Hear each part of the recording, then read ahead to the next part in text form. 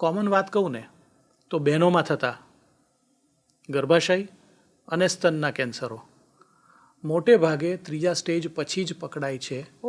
કારણ કે બહેનો માતાઓ 35, 40, 50ની ઉંમરે હોય, ફેમિલીમાં સ્ટ્રગલ જોતા હોય, પૈસાની કન્ડિશન સારી ના હોય, એને કારણે પોતાના ચિહ્નોને દબાવી રાખે, વાત જ ન કરે. અને જ્યારે પકડાય ત્યારે બહુ મોડું થઈ ગયું હોય. અને ઇમેજિન કરો 35, 45, 50 વર્ષની ઉંમરની સ્ત્રી એનો જીવન ગુમાવે એટલે કુટુંબ આખું પડી ભાંગે. બહુ સાચી વાત છે સાહેબ. એ હસબન્ડ ક્યાં જાય, એના 18, 20, 22 વર્ષના દીકરા દીકરીઓ ક્યાં જાય, એ કુટુંબ શું કરે જ્યારે અન્નપૂર્ણા પોતે જ અથવા તો સ્ત્રી શક્તિ પોતે જ જીવન ગુમાવી બેઠી હોય. એવી જ રીતે બહેનો, દીકરીઓ, માતાઓ જે રસોડામાં સમય ગાળે છે. સાહેબ, કારમાં આપણે પેટ્રોલ બાળીએ, ખટારામાં ડીઝલ બાળીએ, સ્કૂટરમાં પેટ્રોલ બાળીએ, તો એ બધાનું એક્ઝોસ્ટ પાછળ આપેલું છે. રાઈટ. ધુમાડો આપણાથી દૂર જાય, આપણે આગળ જઈએ છીએ. પરફેક્ટ.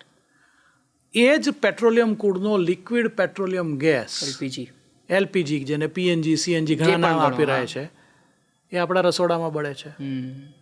એમના ઘરમાં 4 રૂમ હોય, બેઠક ખંડ હોય જેને આપણે ડ્રોઈંગ રૂમ કહીએ, શયન કક્ષ હોય જેને બેડરૂમ કહીએ, પૂજા રૂમ હોય અને કિચન હોય એટલે કે રસોડું હોય.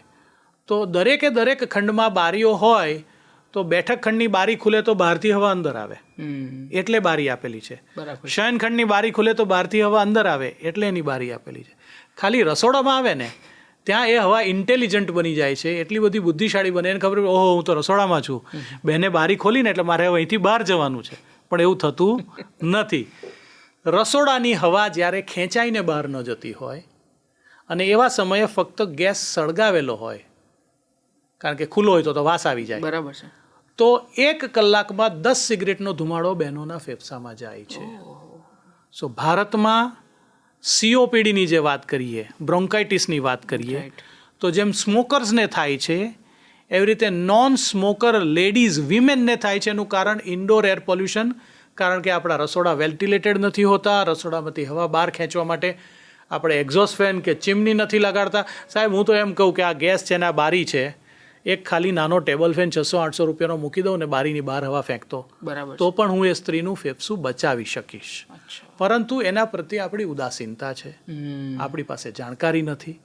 અને બહેનો, દીકરીઓ, માતાઓ આ એની પર અચ્છા તો ખાલી ગેસ સળગ્યો, પાણી ઉકાળ્યું, ચા બનાવી, તળ્યું, રાંધ્યું, સાતળ્યું, વઘાર્યું, ધુમાડા કર્યા, તો પાછું બીજું લટકામાં